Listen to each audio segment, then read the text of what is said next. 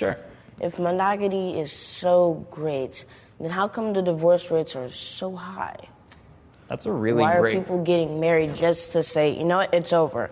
I don't want to be with you anymore. Take the dog, okay? I'm taking my son.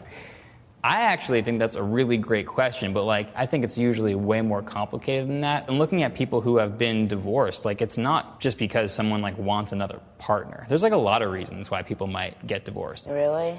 Yeah. Is it really? Oh, for sure. Ty makes a fantastic point yet again. Evan has a horrible comeback. It's complicated is not an argument. Ty, if you're listening, this is why divorce is so prevalent. For the past 50 or 60 years, mainstream feminist groups have used propaganda campaigns to change the culture of the West and break down the fundamental principles that make relationships successful. Feminism destroyed traditional gender roles by convincing women that gender roles were sexist and oppressive.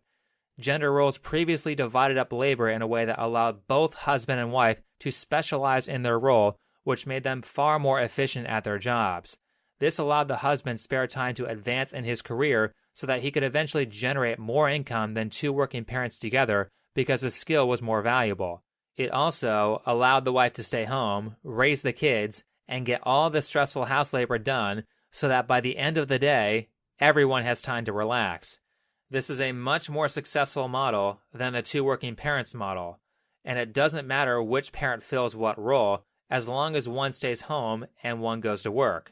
But now, because both parents work, housework doesn't get done because it's seen as trivial or sexist, and the kids are raised by strangers.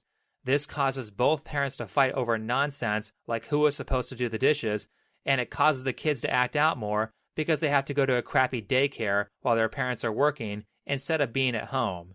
All of this causes lots of fighting and lots of misery, which causes the relationship to break down. Then, feminists gave women all kinds of incentives to break off their relationships with their husbands. You get child support, you get alimony, and you are automatically assumed by the courts to be the better parent, so you get more time with the children by default. Last, feminists promoted free love, sexual promiscuity, and, dare I say, polyamorous open relationships that destroy your ability to pair bond with a single partner. So, that's why divorce is so high.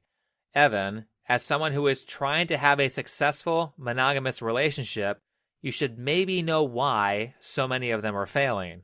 Anything else? That's all my questions.